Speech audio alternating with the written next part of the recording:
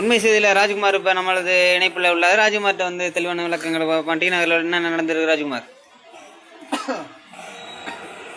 ரமேஷ், கீழே உள்ள இண்டிபெண்டா சபை ஆப்போசிட் சில்வர் பார்க் அப்பார்ட்மெண்ட் இருக்கு ரமேஷ். அது கீழே வந்து அப்போலோ ஃபார்மசி இருக்குது. இப்ப பாத்தீங்கன்னா அந்த தெருவில் மெலன் ரோடு தெருவில் பாத்தீங்கன்னா ஒரு 7-8 மரம் கிட்ட கீழே உள்ள கிடக்கு ரமேஷ். ஆனா அந்த இடம் மட்டும் பொதுமக்களும் மற்றும் காவல்துறையெல்லாம் கொஞ்சம் ஹெல்ப் பண்ணிருக்காங்க ரமேஷ். ஆனா போதுமான மக்கள் இல்லாத ரோசம் ஒரு சில இடங்கள். இப்போ சில்வர் பார்க்கு பின்னாடி ஒரு மரம் விழுந்து கிடந்ததா கேள்விப்பட்டேன். அதில் பைக் மேலாம் மரம் விழுந்துருச்சான். அந்த பைக்கு ஏதாச்சும் சேதம் இருக்கா? இல்லை மரம் வந்து எந்த பக்கம் உள்ள மரம்?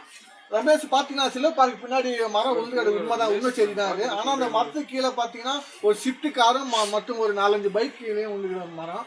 ஆனா பாத்தீங்கன்னா அங்க இருக்கிற சில்வர் பார்க்கு அவங்களே வந்து கிளியர் பண்ணிருக்காங்க ரமேஷ். ஆனா இன்ஃபார்ம் தகவல் கொடுத்துக்கிறாங்க. வண்டிக்கு ஒன்றும் சேதாரம் இல்லையே? இல்ல ரமேஷ், சேதாரம் இருக்கு. ஆனா வந்து அவங்க இன்சூரன்ஸ் சொல்லிட்டு அந்த காப்பீடு போட்டுக்கிறாங்க.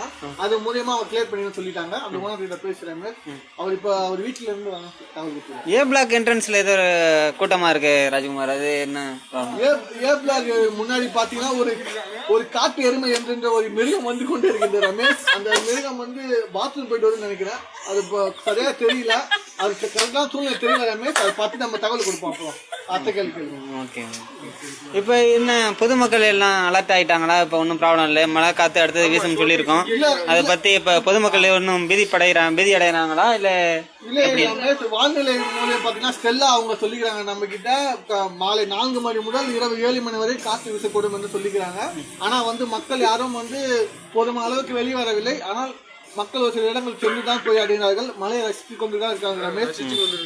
ஏதோ ஒரு ஏன் பிளாக்ல இருந்து ஒரு உருவம் வருதுன்னு சொல்லிட்டு அது போயிடுச்சா? அந்த உருவம் சரியாக தெரியவில்லை, கண்ணுக்கு இயல்படவில்லை ரமேஷ். ஆனா நம்ம கூட பாக்குற அது பரவாயில்ல, பார்த்துதான் அட்ஜஸ்ட் பண்ணுவோம் ரமேஷ். ஓகே. இப்போ எதுவும் எல்லாம் கிளியர் பண்ணிட்டாங்களா?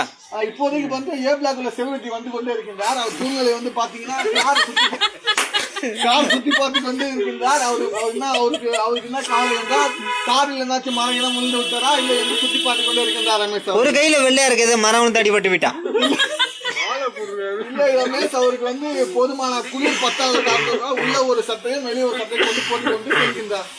ரவுண்ட்ஸ் பார்த்து கொண்டிருக்கிறார். எமர்ஜென்சி டாக்டர் ஏதாவது பக்கத்துல இருக்காங்களா? எமர்ஜென்சி டாக்டர் ஒண்ணும் இல்லை. அப்புறம் அங்க நின்று போயிட்டு இருக்காரு.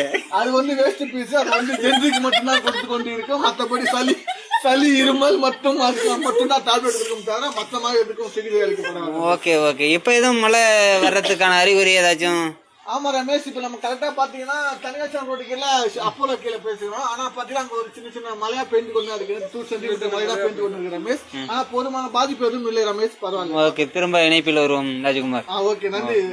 புதிய தலைமுறையில இருந்து ரமேஷ்குமார் அண்ட் ராஜ்குமார். உண்மை செய்தியில இருந்து நீங்க வந்து புதிய தலைமுறையில இருந்து வந்துட்டீங்க. இப்ப உண்மை செய்தியை மட்டும் சொல்லுங்க. இப்போ ஒரு உண்மை செய்தியில இருந்து ராஜ்குமார் அண்ட் ரமேஷ்.